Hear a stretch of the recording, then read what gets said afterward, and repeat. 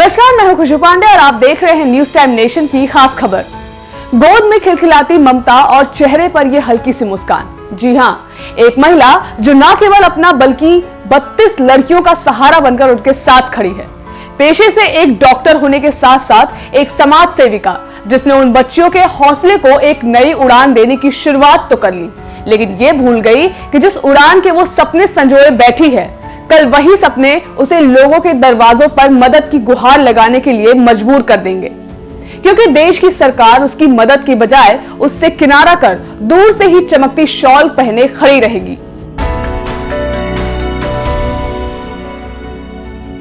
आज हम एक ऐसी महिला से आपको रूबरू करवाने जा रहे हैं जिसने अपना ऐशो आराम छोड़कर गरीब और बेसहारा बच्चियों को गोद लेकर उनके भविष्य को बेहतर बनाने की पहल की शुरुआत की है। ये प्रेरणा कुछ जागृत हुई, मुझे खुद भी समझ इस चीज की नहीं रही कि मैं क्या कर रही हूँ। ईश्वर ने मुझसे ये कार्य कराया, इस चीज के लिए तो मैं ईश्वर का धन्यवाद करती हूँ कि इसने कार्य में मुझे प्रेरित किया और मैं तन मन से धन से इस कार्य में लगी हुई हूँ और मुझे बड़ा सुख और आनंद है। मैं प्रयास करती रहूंगी, समाज से ऐसे ही दान मांग मांग के चलाती रहूंगी। ईश्वर मदद करेगा, मुझे इसमें पूर्ण निष्ठा है और मैं पूरे विश्वास और आत्मबल के साथ इसीलिए लगी हुई हूँ कि ईश्वर कोई ना कोई मदद इन बच्चों की अवश्य करेंगे।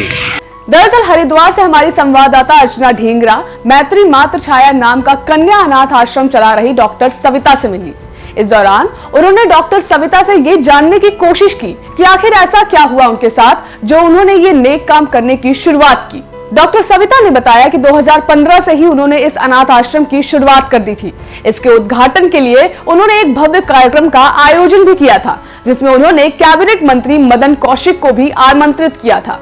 डॉक्टर सविता बताती है कि कार्यक्रम के दौरान तो मंत्री जी ने ये कह दिया था कि वो पूरी तरह से उनकी सहायता करेंगे, लेकिन शायद मंत्री जी उस वक्त ये भूल गए थे कि इतने सारे बड़े कामों के बीच आखिर वो इतने छोटे से काम को कैसे याद रख पाएंगे।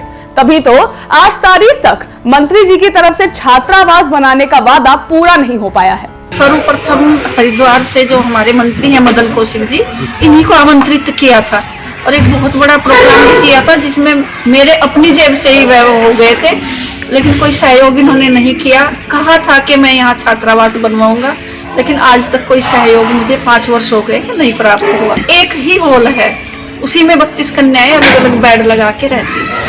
वहीं जब हमारे संवाददाता ने डॉक्टर सविता से ये जानने की कोशिश की कि आखिर वो इन बच्चियों का पेट कैसे पालती हैं। मैं अनाथ आश्रम चलाती हूँ पिछले 4-5 वर्ष, 2015 से संचालित है, लेकिन मैं इसमें समाज से, लोगों से मांग मांग के इन बच्चों की पूर्ति करती हूँ। मुझे दुख इस बात का है कि हमारी सरकार इसमें कोई सहयोग हमारा नहीं करती। आज तक किसी तरीके का कोई सहयोग हमें नहीं मिला है। पिछले 1 वर्ष में जैसे अभी कोरोना काल में भारी संकट था, जब एक एक परिवार पालना मनुष्य को बहुत परेशानी थी, उस समय भी 32 अनाथ कन्याएं मेरे आश्रम में थी और मुझे बड़े दुख और बड़े संकटों का सामना करना पड़ा। जब उन बच्चों के पैरों में चप्पल नहीं, तपती दोपहर में ये फिरते थे, भूख और प्यास से डेली इनके अन्न का फिक्र मुझे होता था, तो मैंने अपने क्षेत्र के SDM को भी फ़ोन किया कि सर हमारी मदद कीजिए, ऐसे अनाथ कन्याएं मेरे पास हैं, हमें कुछ भोजन सामग्री दीजिए।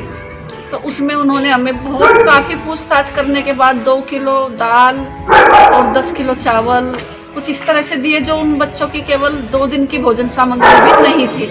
डॉक्टर सविता एक नेक काम कर रही हैं और जाहिर है कि उन्हें काफी दिक्कतों का सामना भी करना पड़ रहा है, लेकिन इतनी मुश्किलों के बावजूद उनका हौसला नहीं टूटा है।